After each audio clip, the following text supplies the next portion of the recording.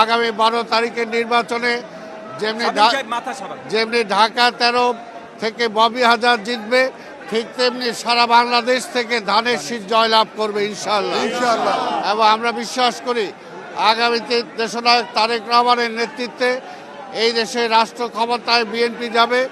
এবং প্রত্যেকটা সংকটে যেমনি বিএনপি জনগণের পাশে ছিল, ঠিক এখনও যে সংকট আছে, যে দেশে গণতন্ত্র নাই, মানুষের মৌলিক অধিকার নাই,